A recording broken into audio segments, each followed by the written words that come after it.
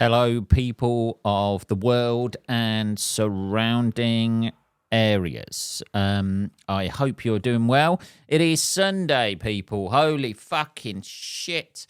Sunday, the 26th of May, 2024. And I hope you're doing well. I hope you're doing well out there. Apologies for last week's episode. There was a miscommunication stroke technical issue with uploading. So I'm going to sort of like amalgamate those two into one concise sort of episode for you. If you are watching this on the videogram,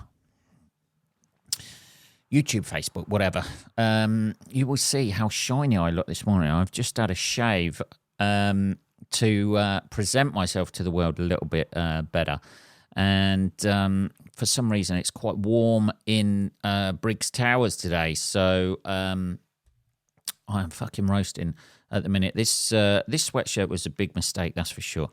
So I look a little bit shiny. But, you know, there you go. Shiny, happy people, etc. As REM said. Anyway, let's get down to the crux of business, shall we? It's fucking Sunday. We've got to get the fucking podcast done. Let's do this. Come on. My last couple of weeks, it's been 2 weeks, isn't it? Because of the technical issues that are now solved, by the way. I have finally found out where everything was fucking up. So, with uploading it. So I have changed the format that I upload the video in, and we should be away. Holy fucking shit. We finally get there in the end, don't we? After what episode is this? 330? Yeah, finally.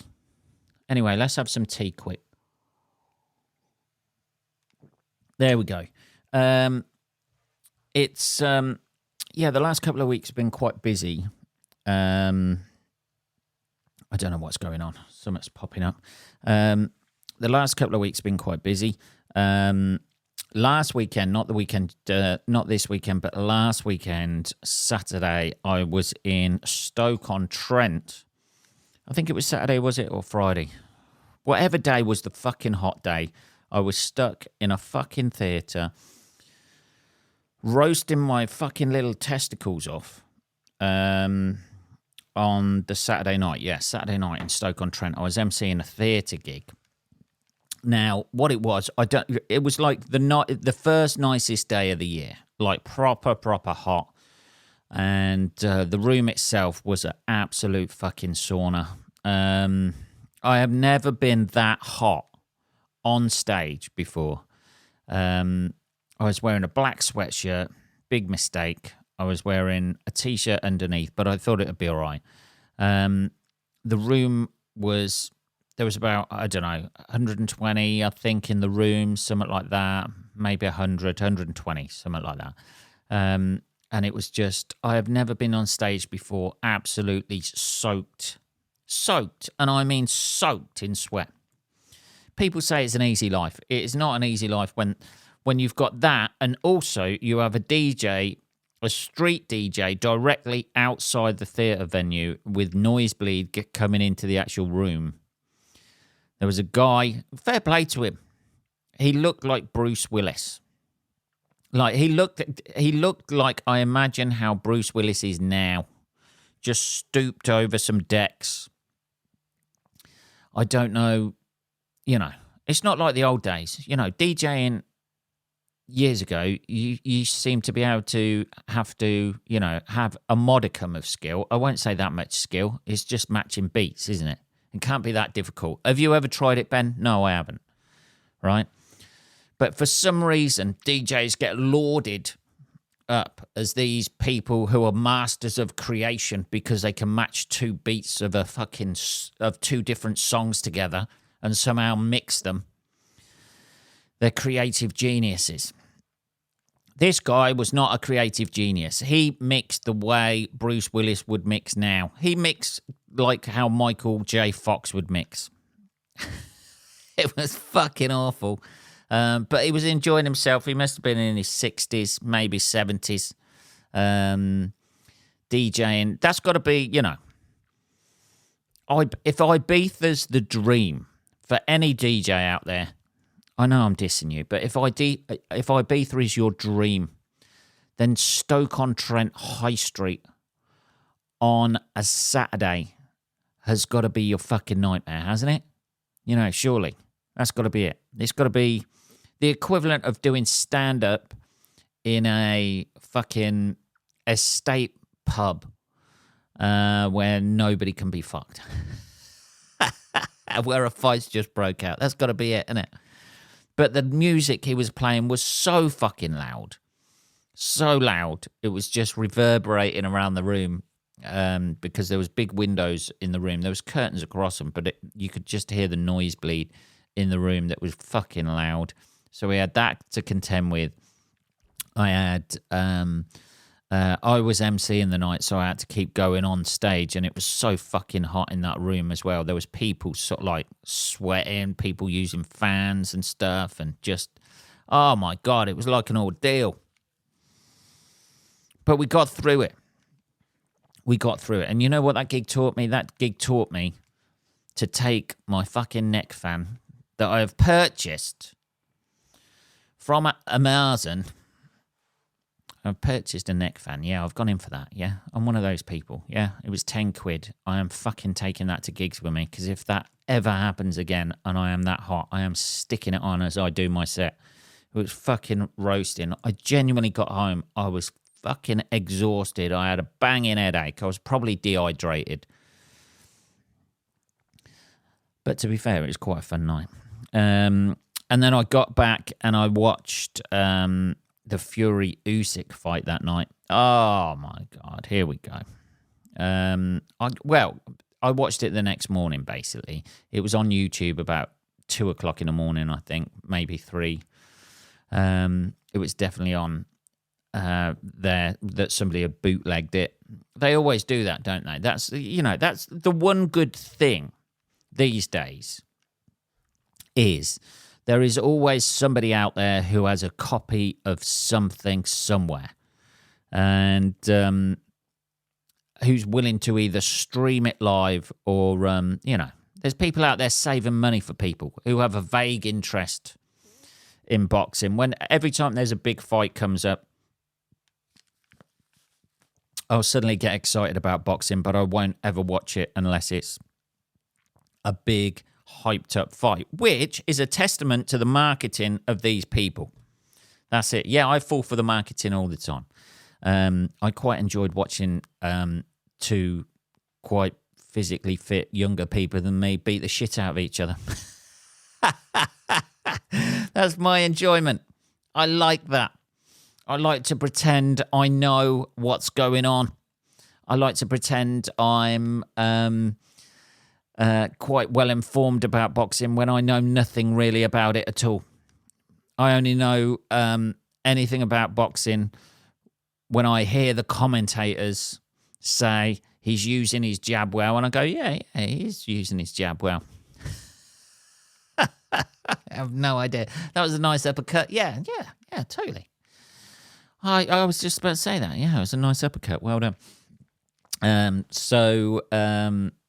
Yeah, it was a bit of a shitfest, obviously, for Tyson Fury. There has been, since, obviously, scandal about what Tyson Fury said afterwards about the war. I don't know. To be honest with you, I don't think they should really interview boxers immediately after a fight. You know what I mean?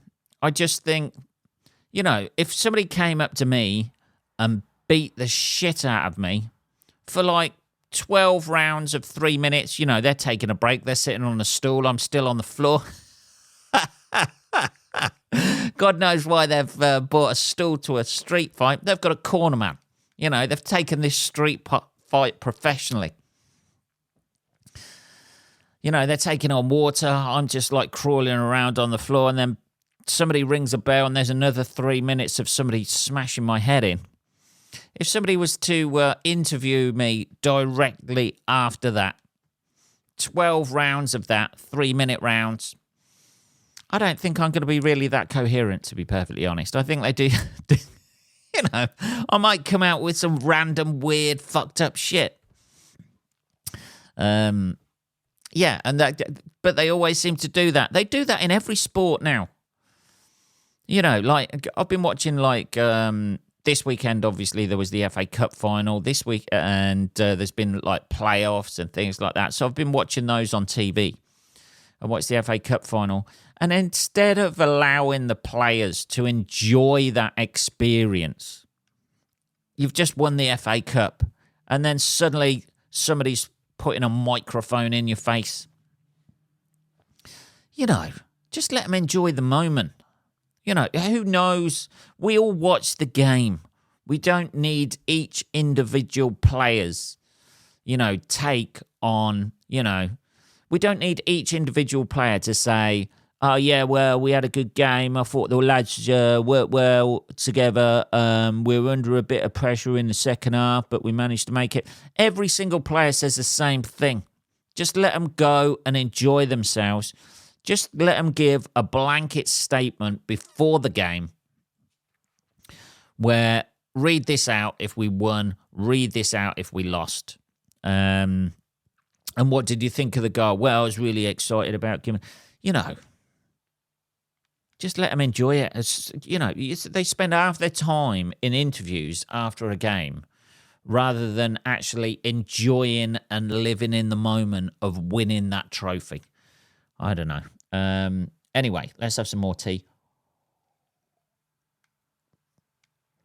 So the Usyk Fury fight, I quite enjoyed it. I must admit, I do quite enjoy the tactical aspect of boxing, and also the looking for a big fucking knockout at any moment. I enjoy seeing people get punched in the face. I don't know what that says about me. I don't know. It's happened to me a couple of times. It's not nice being on the receiving end. I think that's probably why. I enjoy watching other people. I enjoy watching YouTube clips of people getting knocked out. Bullies knocked out and that sort of thing. Yeah, it's great. It's amazing. Talking of bullies, here's a segue for you people. Here's a segue. Slick as fuck here at the Ben Briggs podcast. Let's have some more tea first, hang on. Slick as fuck here. There's a segue. 4th of July, not only is it when those traitorous Americans left us, yeah, here, the mighty British Isles, the mighty England. Not only that, but talking of bullies, we have a election year this year. The general election has been called for the 4th of July. Here we go. And everybody is up in arms. Well, possibly not everybody. It's a weird sort of time of year, right? Because every time they call an election, it's kind of like, that situation if you're dating somebody who is quite a toxic person. I've probably been that person in the past. I don't know.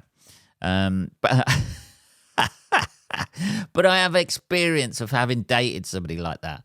And then they're a fucking asshole, and then they suddenly want to be nice. That's what a general election feels like. Like you've been shafted in the arse for 4 years by whatever political party is in power, because there's not a lot of difference between them, even though they say there is.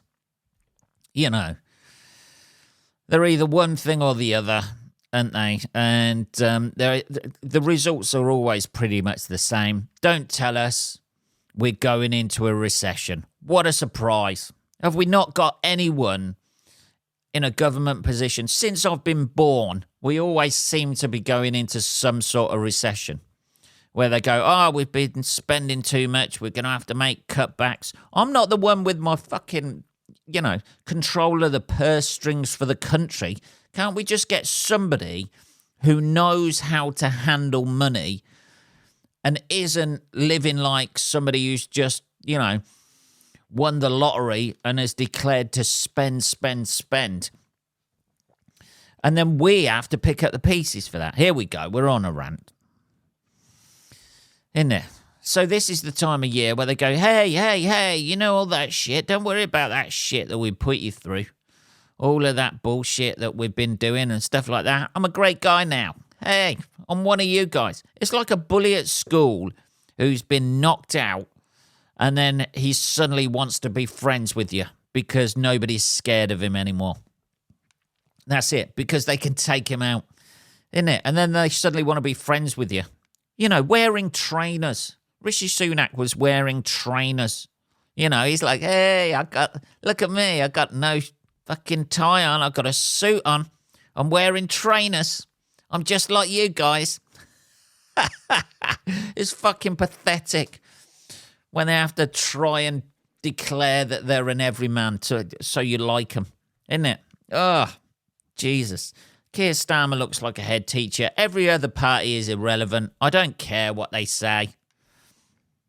Every other fucking party apart from those Labour and Conservative are absolutely irrelevant. It may help on a local basis, getting a, Lib Dem councillor in or something like that. But, it's a two-party race, isn't it? We've got the choice between people who want to rob you and who don't really give a shit about poor people, and people who pretend to give a shit about poor people, but possibly don't after that, as soon as they're in. Jesus.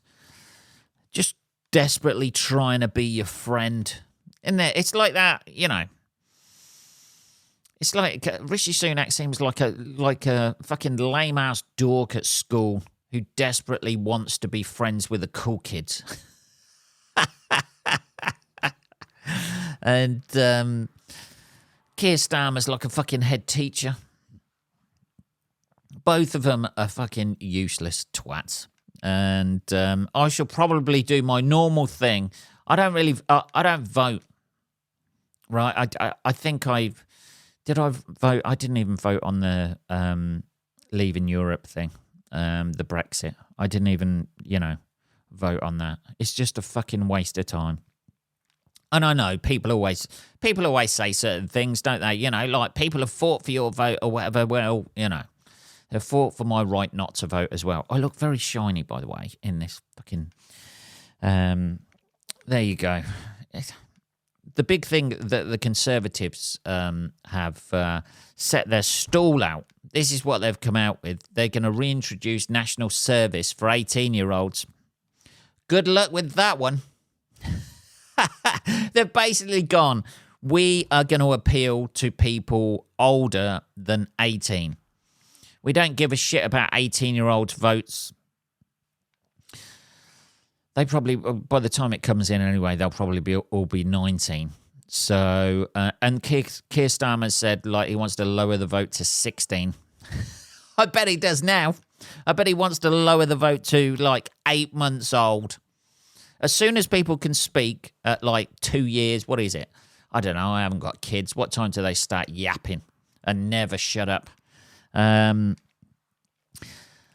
He's going to, target now the younger generation because they're all worried about having to fucking fight in, the Ukraine or something like that, or fight against Russians or the Chinese, potentially. Dear. So, it's going to reintroduce national service, which I don't know. I don't know how that's going to play out. I don't know if, I think one of the things was they were going to do, every month you have to do a weekend of community service or something like that. So, what is it? Have you not got catching enough people speeding and drink driving that you don't... People have wised up.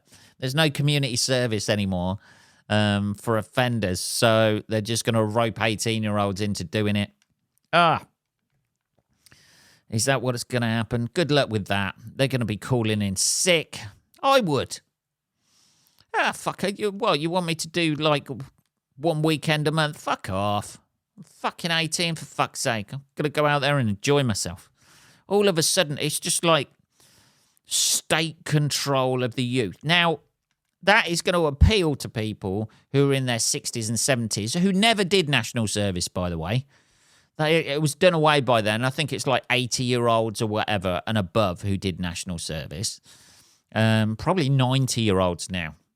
But you're going to get all those voters, the older voters, voting for them because they're like, yeah, the youth of today, they need a little bit of discipline. Every fucking generation says that. Every generation, the generation that follows them is worse and is undisciplined. Everybody, it's a constant thing that gets thrown down throughout the generations, that the generation that comes after you is a piece of shit. And the generation before you are now out of touch and out of touch with reality and have a nice cushy life. That's it's the same thing. It's going to go on for hundreds, thousands of years, that whole mindset. Generation before you, they're all cushy, they had it easy. The generation after you, they're a piece of shit, worthless and lazy. It just gets passed down. Oh dear, let's have some tea. Anyway, I'm not too sure how the national service will work out, to be honest. I hope a lot don't really go in the army. I think that would be a bit of a shock to the system. It'd be a shock to the system to me, to be honest, going into the army, especially when I was 18, 19. Fuck that shit. Somebody screaming at you, calling you a piece of shit. If I had that later in relationships, isn't it? Somebody screaming at you. It's going to be very difficult with all the wheat allergies and nut allergies and, different genders and stuff like that. That's going to be interesting how you address somebody. I'd love to see that. Just an old school army drill sergeant trying to wrap his head around, Full Metal Jacket meets 2024. Just an old drill sergeant trying to wrap his head around why he has to call people by certain pronouns. Why they have to distribute 2 sets of fucking uniforms to one person. I'd love that. Oh, man. I'd love to be a fly on the wall in that. Just trying not to trip up because he's worried about losing his job and the army's trying to be a bit more PC. But he's like so instilled in his ways. Trying to call somebody a piece of shit without actually hurting their feelings. It's fucking great. That'd make a fucking great sketch. Anyway, more tea there. What have you noticed on the internet? Oh, here we go, Ben. It's also bank holiday this weekend as well, so I hope you're all having a bank holiday, a nice bank holiday, and enjoy your fucking day tomorrow. Here's an interesting story that I was not aware about, or aware of, I should say, or hadn't heard about before. The old heat wave, as it is now here in Briggs Towers, it is absolutely roasting. But apparently, sweating is not the only thing that affects bees. This was fucking great. When male bees or drones, they die of shock when it gets too hot. Apparently, they start convulsing, and which forces them to ejaculate. Here we go. And it says here, and an internal penis equivalent about the size of the bee's own abdomen. Bees are fucking hot, aren't they? No wonder they call them honey. We know that after 6 hours at 42 degrees Celsius, who's doing this to bees, by the way? They must be putting 41 degrees Celsius. 50% of drones will die of heat stress. These are the same temperatures seen during 2021's heat wave. Now, there's worse ways to die. First of all, I didn't realise bees had such big cocks. And it's just as well they're on the inside, I suppose, because that would be a real drag factor in flying. Just fucking unable to take off just through the size of their own wang. And secondly, what sort of a sick, fucked up weirdo is actually heating up bees to a certain temperature and then seeing them explode whilst ejaculating? That's very niche porn, isn't it? That is fucking very niche porn. If ever there was niche porn, that's it. Bees ejaculating themselves to death. They're going happy, surely. But once they start, they just can't stop. It's like fucking Pringles, just popping off all over the place. How do we stop bees from exploding? Working with bee colleague, tested 2-inch polystyrene covers on 6 hives and fed bees syrup in 6 others. They found covered hives were almost 4 degrees Celsius cooler than controls, and those with syrup had 1 degree cooler. So they're just fucking around with bees, trying to stop them from fucking ejaculating themselves to death. This is amazing. How would you do it? How would you do it? Yeah, I'd just put a bit of ice in there, maybe. Cool them off. Put a fan on there. You don't have to, we'll put syrup in there and see if that helps. No, they're still ejaculating themselves to death. Oh, what else should we try? Let's try gently blowing on it. No, I've got bee ejaculate all over my face. Just put a fucking fan on them or something. If you know that they're exploding. Bees are... Could this be why bees are dying out? They're just all ejaculating themselves to death. That would be a very interesting way for a species to go extinct. They came themselves to death. There's no more bees. All planetary life is wiped out because they're not fertilizing anything, or getting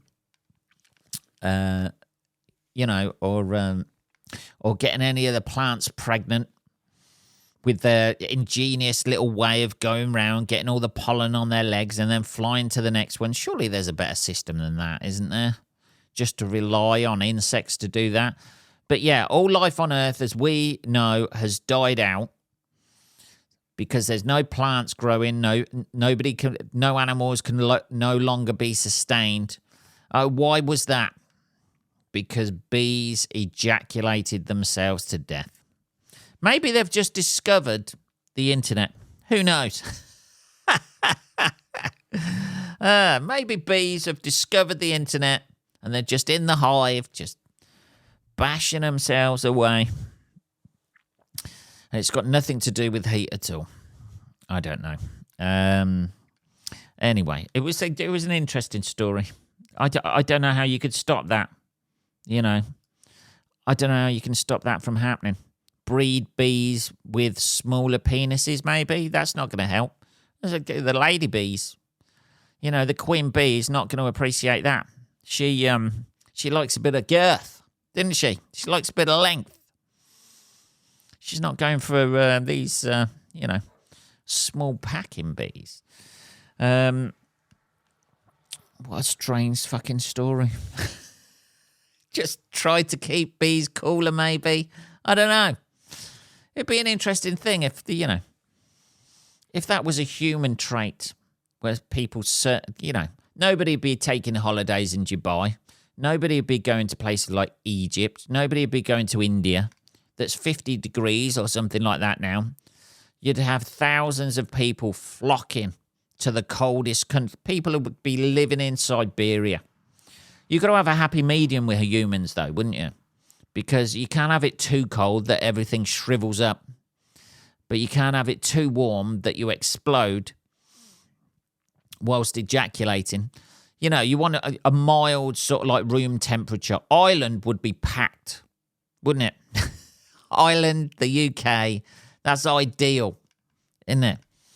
That's how they sell the holidays, isn't it? Do you not want to ejaculate to death and still have a fairly lengthy penis? Come to the UK. I don't know. Anyway, people, that is half an hour, isn't it? We've managed to mesh together sort of like 2 episodes. So from next week, hopefully, this should be up, live, and ready. So I hope you have a great bank holiday weekend. Whatever you are doing, make the most of it, innit? Enjoy that being off work and, not seeing your work colleagues, listening to that fucking droning on, moaning about shit that doesn't really matter, but in the moment seems to. Yeah, we've all been there. Now, have a great bank holiday weekend, motherfuckers. I shall speak to you next week. Take care.